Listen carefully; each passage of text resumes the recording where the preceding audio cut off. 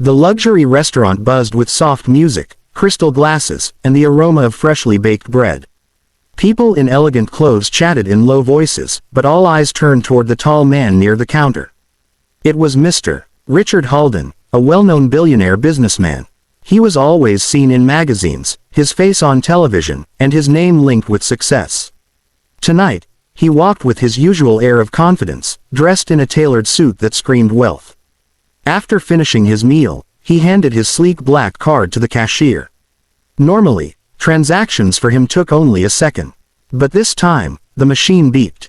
The cashier frowned, tried again, and then said softly but firmly, "Cashier, I'm sorry, sir, your card has been declined." The words echoed louder than the music in Richard's ears. He blinked in disbelief, then chuckled nervously. "Richard, try again. Must be some mistake." But again, the same beep. The same message. Declined. Whispers began to float around the restaurant.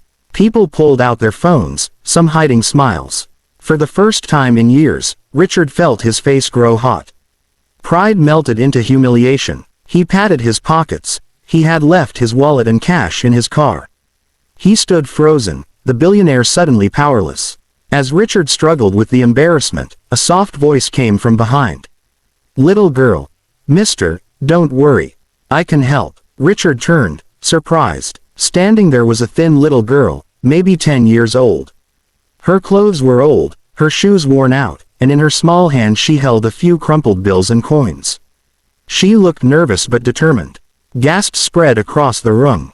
Some laughed. "Is this a joke?" A man muttered. The contrast was sharp. A billionaire with no money, and a poor little girl offering her savings. Richard stared at her, speechless. His pride battled with his gratitude. But the girl stepped forward, placed her tiny handful of coins on the counter, and said, "Little girl, you can pay me back later. My mom says, when someone needs help, you don't ask if they're rich or poor, you just help." The cashier hesitated, but seeing Richard's stunned silence, accepted the coins. The room went quiet, a silence heavier than words. Richard swallowed hard, his eyes burning.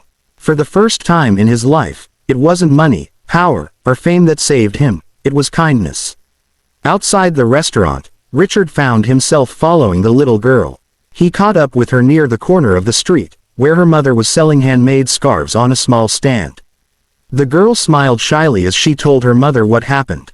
The mother looked at Richard with calm eyes and said, "Mother, she only did what she was taught.